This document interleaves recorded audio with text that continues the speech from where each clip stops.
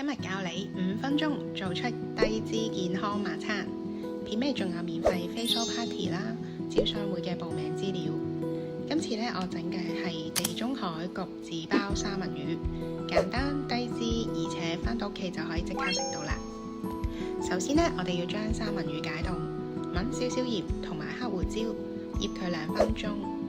洋蔥同埋青椒要切好，菠菜搣咗個頂同埋洗乾淨。而罐頭番茄我哋要開翻個蓋喎。預熱焗爐180度之後我哋要用個紙牛油紙得㗎啦，包實佢，然後焗20分鐘，完成。非常之簡單，我仲煮咗個湯添啊！成個煮嘅過程大概都係5分鐘到，非常之快。